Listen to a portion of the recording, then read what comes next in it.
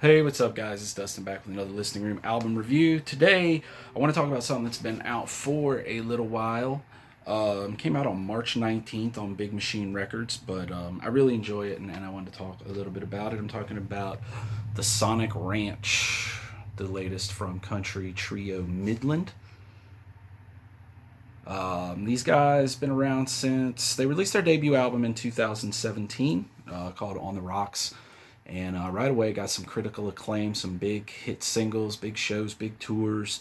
Followed it up with Let It Roll in 2019.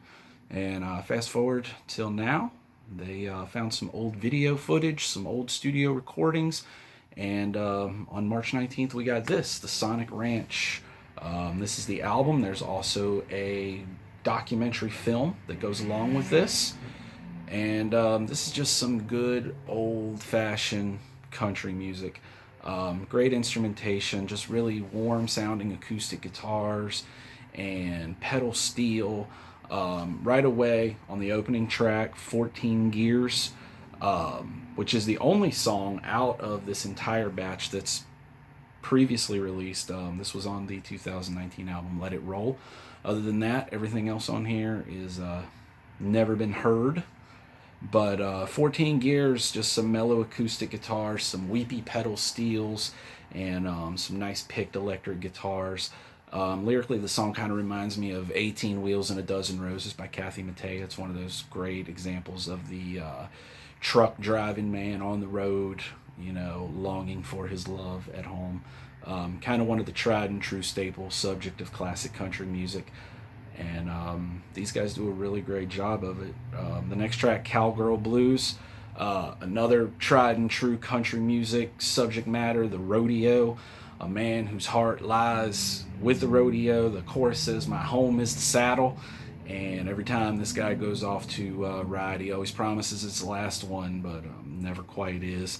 Some upbeat clapping on this one, just an upbeat tune, and one of my personal favorites on the record. Like I said, great instrumentation all the way across. If you're a fan of that classic country music with the acoustic guitars and the pedal steel and the twangy, kind of picked electric guitars, there's also some great mandolin that give kind of a warm, cozy sound to the track Champagne for the Pain. Will This Life Be As Grand sees Jess Carson kind of making his vocal debut on the album.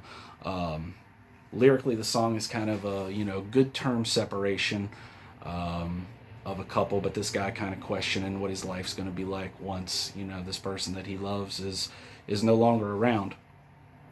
Whiskey is a fantastic song with some soulful backup vocals. She's a Cowgirl, one of my favorite tracks on the album. This one's just really good, man. I feel some Eagles vibes on this. Vocalist, guitarist, Mike Weistrach. His delivery is very much kind of in the George Strait register. I hear a lot of George Strait in his voice, and I hear a lot of Eagles just in the instrumentation and the way it just kind of gives you that sense of like wide open space, wide open country space. And you hear that one a lot, especially on She's a Cowgirl. Running Wild is a fantastic, probably my favorite track on the record. Just like I said, that big open road kind of feel. This is a great driving album. It's great for road trips, and the song has a great chorus.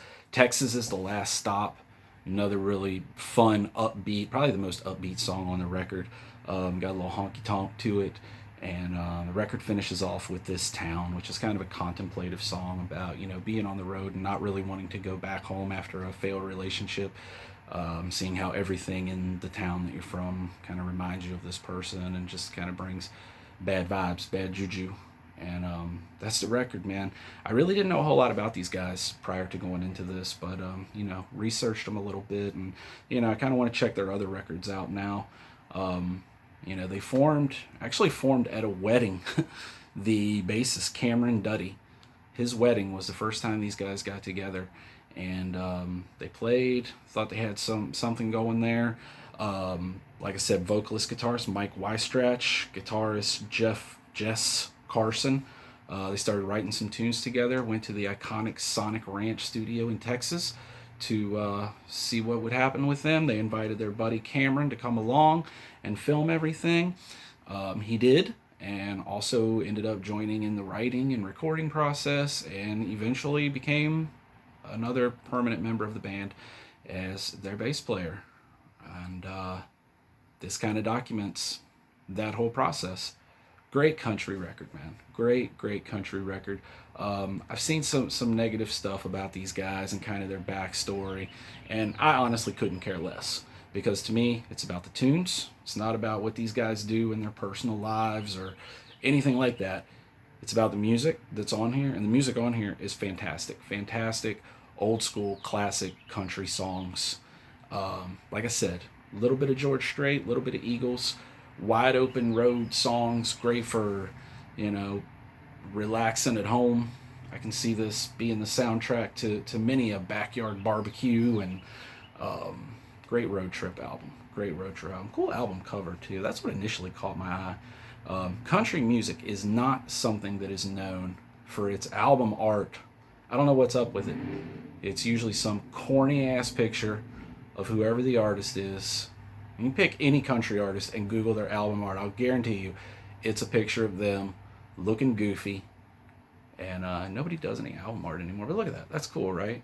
Give it a listen. If you're into country, I cannot recommend this one enough. I love it. I've listened to it quite a few times. Like I said, it's been out for a couple of months, but I wanted to talk about it because I really dig it. So there it is, man. Midland, the Sonic Ranch. Give it a listen. If you're new to the channel, hit the like button, hit the subscribe button, leave me a comment. Let me know what you think of Midland. Let me know what you think of this album if you've heard it. And yeah, we'll see you around.